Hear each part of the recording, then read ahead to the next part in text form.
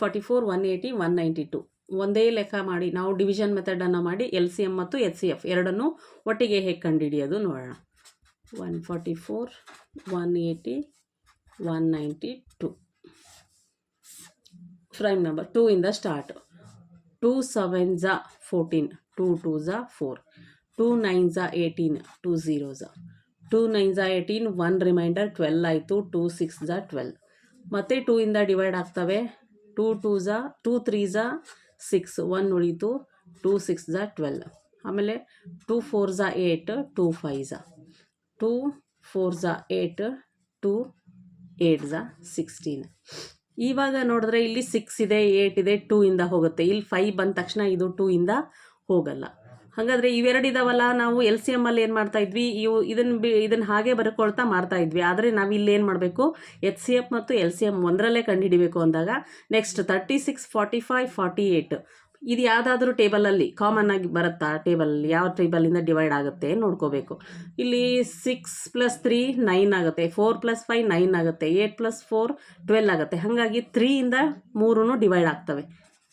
3 1s 3 2s, 3 1s 3 5s, 3 1s 3 6. ಈಗ ಮತ್ತೆ 12 15 16 ಒಂದೇ ಟೇಬಲಲ್ಲಿ ಬರುತ್ತಾ? 12 2 ಅಲ್ಲಿ ಬರುತ್ತೆ, ಇದು 2 ಅಲ್ಲಿ ಬರುತ್ತೆ. ಆದರೆ ಇದೇನಾಗಲ್ಲ, 2 ಅಲ್ಲಿ ಬರಲ್ಲ. ಹೋಗಲಿ 3 ಅಲ್ಲಿ ಬರುತ್ತಾ? ಇದು 3 ಅಲ್ಲಿ ಬರುತ್ತೆ, ಇದು 3 ಇಂದ ಡಿವೈಡ್ ಆಗುತ್ತೆ, ಆದರೆ 16 ಆಗಲ್ಲ. ಹಾಗಾಗಿ ನಮಗೇನಂತಂದರೆ ಯಾವಾಗ 3 ಡಿವೈಡ್ ಆಗಬೇಕು ಅಲ್ಲಿವರೆಗೂ ನಮಗೇನು ಇಲ್ಲಿ ಇವು ಸಿಗ್ತಾವಲ್ಲ ಫ್ಯಾಕ್ಟರ್ಸು, ಅವನ್ನ ನಾವು HCF ಅಂತ ತಗೋತೀವಿ. ಈಗ HCF ಎಷ್ಟಾಗುತ್ತೆ? 2 × 2 × 3, 2 2s 4, 4 3s 12. ಈ 3 ನಂಬರ್ HCF ಏನು 12 ಆಗುತ್ತೆ. LCMಗೆ ಏನು ಮಾಡಬೇಕು? ಕಂಟಿನ್ಯೂ ಮಾಡಬೇಕು. ಮತ್ತು ನಾವು ವಾಪಸ್ 2 ಇಂದನೇ ಬರೋಣ, ಯಾಕಂದರೆ 2 ಇಂದ ಹೋಗೋದಿದೆ ಇಲ್ಲಿ.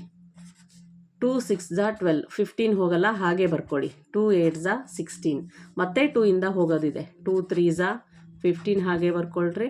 2 4s ಮತ್ತೆ 2 ಇಂದ ಹೋಗೋದಿದೆ. 3 ಹಾಗೆ ಬರ್ಕೊಳ್ಳಿ, 15 ಹಾಗೋಗಿ ಬರ್ಕೊಳ್ರಿ.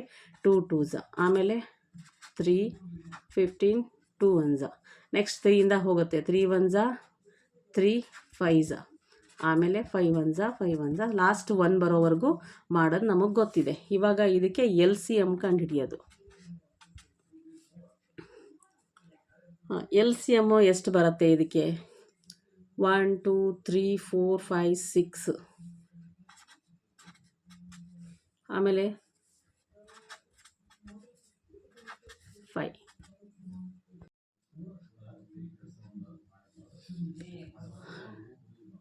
2 raised to 6, 3 raised to 2, 5.